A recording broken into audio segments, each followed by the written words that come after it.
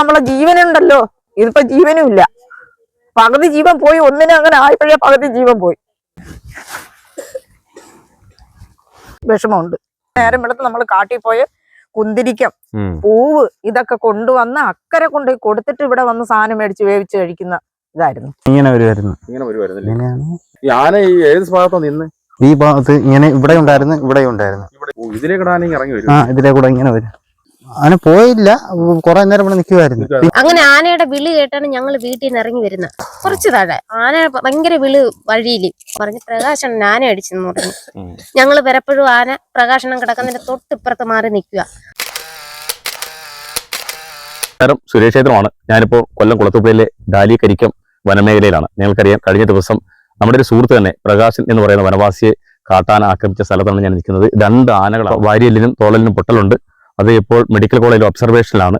വളരെ ഗുരുതരമായ പരിക്കാണ്. അപ്പോൾ ഒരുപാട് വർഷങ്ങളായിട്ട് ആനകളെ കൊണ്ട് മറ്റ് വന്യമൃഗങ്ങളെ കൊണ്ടൊക്കെ പൊറുതിമുട്ടി ജീവിക്കുന്ന ഒരു മേഖലയാണ് ഡാലിക്കരിക്കം. ഇവിടെ ഒരുപാട് പേര് ഇനി ഇവിടെ വിട്ടുപോകാൻ തയ്യാറായി നിൽക്കുകയാണ്. വനം വകുപ്പ് അവർക്ക് അത്യാവശ്യം പണം നൽകിയാൽ വനവാസികൾ പോയി അവരുടെ മക്കളെയൊക്കെ പഠിപ്പിച്ച് ജീവിക്കാനുള്ള ആഗ്രഹമുള്ള ആൾക്കാരാണ്. ഇവിടെ ഡാലി ചതുപ്പ് എന്ന് പറയുന്ന ഭാഗത്താണ്. അപ്പോൾ രാത്രി 11 മണിക്ക് ഒരു വീട്ടിൽ വിളിച്ചിട്ട് മരണ വീട്ടിൽ നിന്നും പ്രകാശൻ വരികയായിരുന്നു. അടുത്ത വീട്ടിലെ ഒരു അമ്മയ്ക്ക് സുഖമല്ലായിരുന്നു. അവർ ആശുപത്രി കൊണ്ടുപോകാനായിട്ട് വരുമ്പോൾ 11 മണിക്കാണ് ഇവിടെ വെച്ച് ആന അടിച്ചിടുകയും 2 ആനകളായിരുന്നു. ആന അടിച്ചിട്ട് തോട്ടിൽ വീണു. അതിനുശേഷം പ്രകാശിനെ എടുക്കാൻ ചെന്നപ്പോൾ ആ തൊട്ടപ്പുറത്തൊരു വീട്ടിലെ പയ്യൻ ജിത്ത് എന്ന് പറയും, അവൻ ബഹളം ഉണ്ടാക്കിയതിന് ശേഷമാണ് ആന ഓടി മാറിയത്. എങ്കിലും നല്ല പരിക്കാണ്. അപ്പോൾ അങ്ങനെയുള്ള ഒത്തിരി കാര്യങ്ങളുണ്ട്. അപ്പൊ നാട്ടുകാർ തന്നെ എന്റെ കാര്യങ്ങളൊക്കെ നേരിട്ട് പറയും. ഇങ്ങനെ വരുമായിരുന്നു. ആന ഈ ഏത് ഭാഗത്താണ് നിന്ന്? ഈ ഭാഗത്ത് ഇങ്ങനെ ഇവിടെ ഉണ്ടായിരുന്നു, ഇവിടെ ഉണ്ടായിരുന്നു. ഈ സൈഡിൽ കൂടെ വരും, ഈ സൈഡിൽ കൂടെ വേണ്ട. ഇതിലെ കൂടെ ആന ഇറങ്ങി വരും. ഇതിലെ കൂടെ ഇങ്ങനെ വരും. വേണ്ട. നേരത്തെ ഇട്ടെന്ന് ഇപ്പൊ വർക്ക് തുടങ്ങിയതാണ്. ആന തട്ടിയെ കൊണ്ട് വർക്ക് തുടങ്ങിയത്. ഇപ്പഴാ അവര് വർക്ക് തുടങ്ങിയത്. ഇങ്ങനെ ഇറങ്ങി വന്നത്. ആന ഇവിടെ നിന്നത്. അവിടെ നിൽക്കുമായിരുന്നു ആന. അവിടെ ഉണ്ടായിരുന്നു 2 ആന. ഒന്ന് അവിടെയും ഒന്ന് ഇവിടെ. ഈ വീട്ടിൽ ആള് താമസിച്ചില്ല? ഇല്ല ഇല്ല. അവര് ആനശല്യം കാരണം കളഞ്ഞിട്ട് പോയാ ഇങ്ങനെ ഇറങ്ങി. ഇത് എങ്ങോട്ട് കയറി ചെല്ലും? ഇത് ഏത് വഴിയല്ലേ? ഇതാ, ഇത് ആൾക്കാർ കുറച്ച് താമസമുണ്ട്. പ്രകാശൻ അപ്പുറത്തല്ലേ? അപ്പുറത്താണ്. ഇതാണ് ചാലല്ലേ? ചാലാണത്. ഇറങ്ങി വരും. സ്ഥിരം വഴിയാന്ന് തോന്നല്ലേ? സ്ഥിരം വഴിയാ. ഇതിലേക്കടെ ഈ മറവിനൊന്നും അറിയത്തില്ല. ഒരുപാട് നാളെ വീടിച്ചിട്ട് പോയിട്ട് അവരോടെ പോയി. അവരൊക്കെ ആനശല്യം കൊണ്ടാണ് താമസം മാറി പോകുന്നത്. ഇവിടെ മൊത്തം ആന ഇറങ്ങും. അടിക്കുന്നുണ്ടല്ലേ? ഇവിടെ ഉണ്ട്. ഉണ്ടല്ലേ? അടുത്ത് തന്നെ നിൽക്കും. ഇന്നലെയൊക്കെ ഉണ്ടായിരുന്നു. ഇവിടെ അടിക്കട്ടല്ലേ? അവിടെ നിപ്പോ ഉണ്ടായിരുന്നു. ഈ റോഡിൽ നിന്ന് ഇവിടെ അവര് കണ്ടില്ല. അത് ഇങ്ങോ ഇവിടെ ഒന്നും ഉണ്ടായിരുന്നു.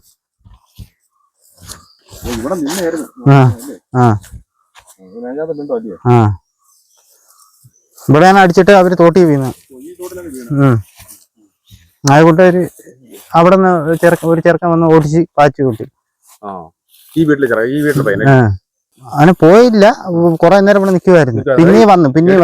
ആൾക്കാർ വന്നപ്പോ അത് ഓടിപ്പോയി. ആൾക്കാർ വന്നപ്പോ ഓടിപ്പോയി. പിന്നെ കുറെ നേരം കഴിഞ്ഞിട്ട് ഇതിന്റെ പിന്നെയും വന്ന്. പിന്നെയും വന്ന്. ആന മുകളിലൊക്കെ ഉണ്ടോ? മുകളിലൊക്കെ ഉണ്ട്. എല്ലാ സ്ഥലത്തും ഇങ്ങനെ വഴി ഇറങ്ങി വരും. ഇറങ്ങി പോയി. ഇവിടുത്തെ ആനക്ക് നിൽക്കാൻ പറ്റിയൊരു ചതുപ്പ്. ചതുപ്പെന്നിട്ട് പറയുന്നത് ചതുപ്പാണ്. വിഷമമുണ്ട്. എല്ലാരും അങ്ങോട്ടും ഇങ്ങോട്ടും സഹകരിച്ചല്ലേ ജീവിക്കുന്നേ. ഒരു വിഷമമുണ്ട്. അത് നമുക്ക് ഒരിക്കലും ഇനി ആ കൊച്ചിനത് വന്നെങ്കിലും അതുപോലെയുള്ള ഒരു കുഞ്ഞുങ്ങൾക്ക് ഇനി വരരുത് പറയാനുള്ളൂ. പ്രകാശം എല്ലാവർക്കും ഭയങ്കര സഹായമായിരുന്നു. ഇവിടെ കാടുകൊണ്ട് ജീവിക്കുന്നവരേ ഉള്ളൂ. ഇപ്പോഴാണ് നമ്മൾ ഈ തൊഴിലുറപ്പ് ഇപ്പോഴാണ് തുടങ്ങിയത്. ഇത് നേരം വെളുത്ത് നമ്മൾ കാട്ടിൽ പോയ കുന്തിരിക്കം, പൂവ് ഇതൊക്കെ കൊണ്ടുവന്ന് അക്കരെ കൊണ്ടുപോയി കൊടുത്തിട്ട് ഇവിടെ വന്ന് സാധനം മേടിച്ച് വേവിച്ച് കഴിക്കുന്ന ഇതായിരുന്നു. പക്ഷെ ഇന്ന് നമുക്ക് മുറ്റത്ത് പറയാൻ പറ്റത്തില്ല. ഒന്ന് മൂത്രം ഒഴിക്കാൻ മുറ്റത്തിറങ്ങാൻ പറ്റാത്ത സാഹചര്യമായി. ഇപ്പൊ നമുക്ക് വനത്തിലെന്ന് പറയാൻ മുറ്റത്ത് പോലും ഇറങ്ങത്തില്ല. പിന്നെ ഒരു സാധനം നട്ടെടുക്കാൻ പറ്റൂല. കുരങ്ങായാലും വെളുത്തിയായാലും. എന്നാലും നമ്മളെ ജീവനുണ്ടല്ലോ, ഇതിപ്പോ ജീവനും ഇല്ല. പകുതി ജീവൻ പോയി, ഒന്നിനും അങ്ങനെ ആയപ്പോഴേ പകുതി ജീവൻ പോയി. ഇനി വരരുത്. നമ്മളെ കുട്ടിയൊക്കെ ആർക്കും വരരുത്. നമ്മളെവിടെ നിന്ന് ഇറക്കി വിട്ടാ മതി. ഇത്രയേ ഉള്ളൂ പറയാൻ. മുറ്റത്ത് പോലും രാത്രി ഇറങ്ങിയ എപ്പോഴാണ് നമുക്ക് അപകടം സംഭവിക്കുന്നത് പറയാൻ പറ്റത്തില്ല. മുറ്റത്ത് ഇറങ്ങാൻ പറ്റൂലെന്ന് പറഞ്ഞാൽ ഇത് വരുന്നത് എപ്പോഴെന്ന് പറയാൻ പറ്റത്തില്ല. നമ്മളെയൊക്കെ മുറ്റത്ത് നമ്മൾ താമസിക്കുന്ന ചുറ്റാവട്ടത്തൊക്കെ ഒരു മൂട് പ്ലാവ്, ഒരു മൂട് തെങ്ങ്, ഒരു അടയ്ക്കാവരെ മാവൊക്കെ നിൽപ്പുണ്ട്. ഇതിലൊക്കെ ചക്കയൊക്കെ ഉണ്ട്. ഇപ്പൊ അതാണ് അവര് നിയന്ത്രണം വിട്ട് അങ്ങ് വരുന്നത്. അപ്പൊ ആള് നിൽക്കുന്ന നോക്കുന്നില്ല. പക്ഷെ നമ്മളെ വീട് കുത്തിയിടിക്കുന്നില്ല. വീട്ടിൽ കയറുന്നില്ല. നമ്മളെ ശല്യം ചെയ്യുന്നില്ലെങ്കിലും നമുക്ക് പേടിയല്ലേ. ഇപ്പൊ കടമാനുണ്ട്, കടമാന് മുറ്റത്ത് വന്ന് ചെടികൾ വരെയാണ് തിന്നുകൊണ്ട് പോകണം. 2-3 സൈസ് ഉണ്ട്. ഈ കാലില് വെള്ളയുള്ളതും ചുട്ടിയുള്ളതും ചെറിയ, പിന്നെ ഒന്നും ഇല്ലാത്തണ്ട് സാധാ പോത്തുണ്ടല്ല, ഈ ചെറിയ സൈസ് പോത്ത് നമ്മളെ ഈ സാധാരണ കുടിയുടെ ആ സൈസ് പോത്തുണ്ട്. പക്ഷെ മറ്റേന്ന് പറഞ്ഞാൽ നിങ്ങളെക്കാളും പൊക്കമുണ്ട്. ആ പോത്തിനാണ് ഈ കാലില് വെള്ളയും നെറ്റി ചുട്ടി, അതിന്റെ വയറിന്റെ അവിടെ ഈ പൊക്കിളിന്റെ അവിടെയാണെങ്കിൽ തറയെ തട്ടും. പണ്ടത്തെ ചേക്കാളണക്ക് തറയെ തട്ടും. ഭയങ്കര അത് തിരിഞ്ഞു വരും. ഒരിക്കൽ ഞങ്ങള് അങ്ങ് താഴെ ഒരു മരിപ്പ്, ഈ ഇടയ്ക്ക് ഒരു മരിപ്പായിരുന്നു, ഈ പ്രകാശിന്റെ വീട്ടിന്റെ തൊട്ട് താഴെ ഒരു മരിപ്പുണ്ടായിരുന്നു. മരിപ്പിന് വേണ്ടി ഞങ്ങൾ എല്ലാരും കൂടെ പോണ വഴിക്ക് കടമ ഉണ്ടായിരുന്നു. അത് 1, 2, 3, 4 നമ്മള് ലൈറ്റ് അടിക്കുമ്പോ അത് കണ്ണ് തരും. പക്ഷെ ആന കണ്ണ് തരത്തില്ല. ആന രാത്രി നമ്മൾ ലൈറ്റ് അടിച്ചു പോയാൽ കണ്ണടക്കത്തേ ഉള്ളൂ, കണ്ണ് തരില്ല രാത്രി. പകലാണെങ്കിൽ നമുക്ക് കാണാം. രാത്രി നമ്മൾ എന്ത് ചെയ്യും? നമ്മള് രാത്രി ഇനി എന്ത് ചെയ്ത് ലൈറ്റ് അടിച്ചിരുന്നാലും ആന കണ്ണ് കാണിക്കത്തില്ല. പക്ഷെ വേറെ ഏത് മൃഗത്തിനെയും കണ്ണ് കണ്ടാണ് ആളുകൾ ഈ വരവിക്കുന്നത്, അത് ചെയ്യുന്നത്. പക്ഷെ നമുക്കും കാണാം. ഈ ബൾബ് പോലെയല്ല, കണ്ണ് മിനുങ്ങുമ്പോഴത്തേക്ക് പ്ലാവ് നിന്നാലും ഈ കടമ നിന്നാലും നമുക്ക് കൂരൈ, ഇത് മുള്ള, ഇതെല്ലാം നമുക്ക് കണ്ണ് കിട്ടും. പക്ഷെ ഈ ആനയുടെ കണ്ണ് കിട്ടത്തില്ല, ഒരിക്കലും കിട്ടത്തില്ല. പക്ഷെ അവർ നമ്മൾ ലൈറ്റ് അടിക്കുമ്പോഴത്തേക്ക് അതിന്റെ പിറയെ നമുക്ക് കാണാം. പിറവും തുമ്പിക്കൈയും മോവും ഒക്കെ കണ്ട് നമ്മൾ ആനയാണെന്ന് അല്ല കണ്ണ് തരത്തില്ല. ആനയ്ക്ക് മൃഗങ്ങൾക്ക് എല്ലാത്തിനും രാത്രി വനത്തിൽ കിടക്കുന്ന മൃഗങ്ങൾക്കല്ലേ രാത്രി കാഴ്ച കൂടുതൽ. അവർക്ക് പകലും ഉണ്ട് കാഴ്ചയെങ്കിലും രാത്രിയല്ലേ മൃഗങ്ങൾക്കെല്ലാം കാഴ്ച. ജീവിതം ആയിപ്പോയി, നമുക്ക് ഇനി ഉണ്ടാവല്ലേ ഭഗവാൻ എന്നാണ് നമ്മൾ എന്നും ഭയം തന്നെ. ഈ പകല് സമയത്ത് ഈ സമയത്തൊക്കെ ആന വരാറുണ്ടോ? അങ്ങനെ സമയമൊന്നുമില്ല, നമ്മളിപ്പോ ഇങ്ങനെ പോകുമ്പോഴും ഒക്കെ ഇറങ്ങി വരാം. എന്റെ പൊന്നെ സ്കൂളിൽ നിന്ന് ഈ സുനിത അതോ ആ കിടക്കുന്ന കൊച്ചു പള്ളിക്കൂടം കുട്ടികളെ പിടിച്ചോണ്ട് അവിടെ ഇറങ്ങിയ പാനയും കുറുക്കെടുത്ത് കൊച്ചുങ്ങളാണ് കണ്ടത്. 4 മണിക്ക് സ്കൂൾ വിട്ടു വന്നപ്പോഴും. നമ്മൾ എത്രയെങ്കിലും തീരെ കടയിൽ പോയിട്ട് വരുമ്പോ ഇവിടെ നിരന്ന് വെക്കും. പിന്നെ നമ്മൾ തിരിച്ച് റോഡിൽ പോകും. ആൾക്കാരെയും കൂട്ടി തിരിച്ചു വന്നാണ് പിന്നെ ഇങ്ങനെ പോണത്. 300 രൂപ കൊടുക്കണം നമുക്ക് ഓട്ടോ കൂലി. വരത്തില്ല, പേടിച്ചിട്ട് ആന ഉണ്ടെന്നും പറഞ്ഞ് പേടിച്ച് 300 രൂപ കൊടുത്താണ് ഓട്ടോ കൂലി വിളിച്ചോണ്ട് പോണത്. 300 രൂപ കൊടുക്കണം. ഈ 6 പേരെ വിട്ട കൂട്ടത്തില് ഈ കുടുംബത്തെ ഇറക്കിയെങ്കിൽ കൊള്ളായിരുന്നു. അതെ, വെളിയിൽ സ്ഥലമുള്ളവര് അതെന്താണ് ഈ സർക്കാർ ചെയ്തെന്നാണ് ഞാൻ മനഃപൂർവ്വം. ഈ റേഞ്ച് ഓഫീസറ് നേരത്തെ ഇരുന്ന റേഞ്ച് ഓഫീസറൊക്കെ അറിഞ്ഞോണ്ടും ഇത് നമുക്ക് പണി തന്നതാണെന്നേ നമുക്ക് പറയാൻ പറ്റുമോനെ. തന്നെ വേണ്ടുന്ന ആൾക്കാര്, അവർക്ക് വേണ്ടിപ്പെട്ടവര്, അതാണ് പറ്റിയത്. നമ്മളൊരു ഇത്രയും വർഷമായിട്ട് കിടക്കുന്ന നമുക്ക്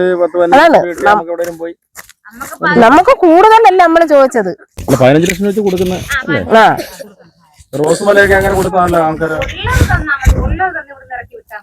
പ്രകാശന് അത്യാവശ്യം ആരോഗ്യമൊക്കെ ഉള്ള ആളാണല്ലേ. പിന്നെ അതാണ് അവനായോണ്ട്, അവൻ നേരം മറിച്ച് നമ്മളെ ആരെങ്കിലും ആയിരുന്നെങ്കിലും തീർന്ന് തീർന്ന് അന്ന് ഈ പ്രകാശനം ഇത് സംഭവിക്കുന്നതിന്റെ അന്ന് 5 മണിയായപ്പോഴേ ആന വന്നിട്ടുണ്ടായിരുന്നു.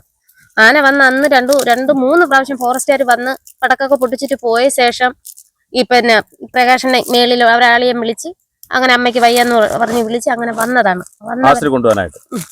വന്ന വരവില് സംഭവിച്ചതാണത്.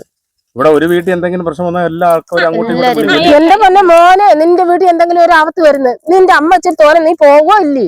അത്രേ ഇവിടെ നടന്നുള്ളൂ. ആനയുടെ വിളി കേട്ടാണ് ഞങ്ങൾ വീട്ടിൽ നിന്ന് ഇറങ്ങി വരുന്നത്. നമ്മുടെ വീടിന്റെ താഴെയായിരുന്നു, കുറച്ച് താഴെ. ആന ഭയങ്കര വിളി വഴിയില്. അങ്ങനെ ഞങ്ങൾ ഇറങ്ങി വന്നപ്പോ ആളിന്റെ വിളി ഭയങ്കരമായിട്ട് കേൾക്കുന്നു. ഞങ്ങൾ ഫോണില്ല വീട്ടിന്റെ ഈ വിളി കേൾക്കുന്ന ഭാഗത്തെ വീട്ടിലെ ചെറുക്കനെ ഫോൺ വിളിച്ച് ചോദിച്ചവൻ പറഞ്ഞു പ്രകാശൻ ആന അടിച്ചെന്ന് പറഞ്ഞു. ഞങ്ങൾ വരപ്പോഴും ആന പ്രകാശനം കിടക്കുന്നതിന്റെ തൊട്ടിപ്പുറത്ത് മാറി നിൽക്കുക. നമ്മൾ എങ്ങനെ കടന്നു പോയെന്ന് അത് ദൈവം തമ്പുരാനെ അറിയത്തില്ല. നമ്മളാ കടത്തി വിട്ടത്. കാരണം ഈ ആളിന് ലക്ഷ്യം വെച്ച് നിൽക്കുക ആന. ഞങ്ങളെല്ലാം